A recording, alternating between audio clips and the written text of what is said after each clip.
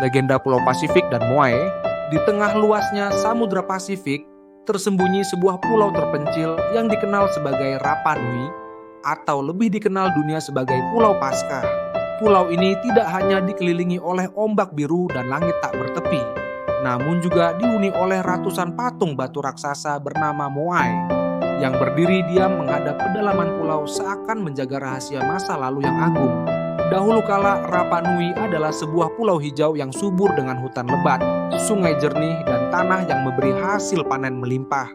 Tapi lama penduduknya yang disebut sebagai orang long air atau telinga panjang dan orang short air atau telinga pendek hidup berdampingan dalam damai. Namun seperti legenda lainnya, kedamaian itu tidak bertahan selamanya.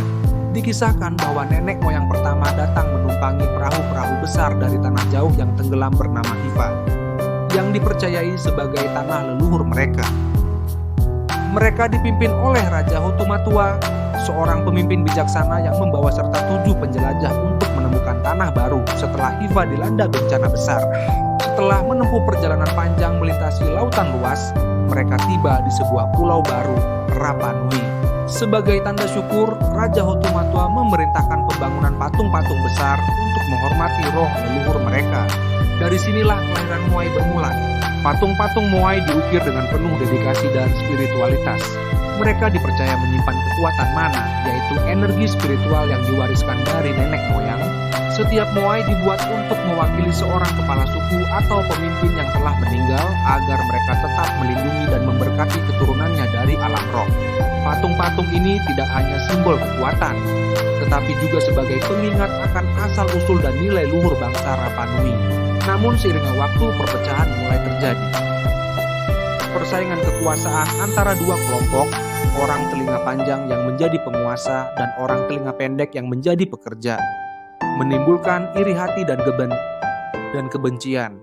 Mereka berlomba-lomba membangun Moai terbesar untuk menunjukkan siapa yang lebih kuat dan paling dihormati. Dalam upaya membuktikan keunggulan, puluhan hutan ditebang untuk memindahkan patung-patung batu raksasa dari tempat ukirannya menuju pantai. Alam mulai rusak, tanah menjadi tandus, dan sumber air mulai mengering. Ketamakan mulai mengalahkan kebijaksanaan. Akhirnya konflik besar tak terhindarkan. Perang saudara pun pecah. Dalam amarah dan penderitaan, banyak Moai dijatuhkan dan dirusak sebagai bentuk perlawanan terhadap nenek moyang musuh. Kejayaan pulau itu runtuh oleh tangan mereka sendiri. Dari yang dahulu penuh kehidupan, Rapa Nui berubah menjadi pulau sepi dan kering. Namun, tidak semua harapan hilang ya. Seorang anak muda bernama Manairi dari kalangan telinga pendek memiliki mimpi yang berbeda. Ia tidak tertarik pada kekuasaan atau membangun Moai terbesar. Ia percaya bahwa keharmonisan dan keseimbangan dengan alam lebih penting dari segala bentuk kejayaan dunia. Dalam diam, ia merawat pohon-pohon yang tersisa, menolong sesama yang kelaparan, dan berbicara kepada orang-orang tentang pentingnya menjaga warisan leluhur bukan dengan batu, melainkan dengan hati yang penuh kasih. Lambat laun, orang-orang mulai mendengarkan. Manairi menjadi simbol harapan dan kebangkitan. Dari benih-benih kesadaran itu, generasi baru Rapa Nui belajar untuk hidup bersatu dan memelihara keseimbangan antara manusia dan alam. Pesan moral, legenda Moai mengajarkan kita bahwa keagungan yang dibangun tanpa kebijaksanaan dan cinta hanya akan membawa kehancuran. Ketamakan, sombongan, dan perpecahan dapat merusak warisan paling mulia sekalipun. Tetapi harapan selalu tumbuh, bahkan dari reruntuhan. Dibutuhkan keberanian untuk berpikir berbeda, untuk menanam benih kasih di tanah yang kering oleh ego dan ambisi.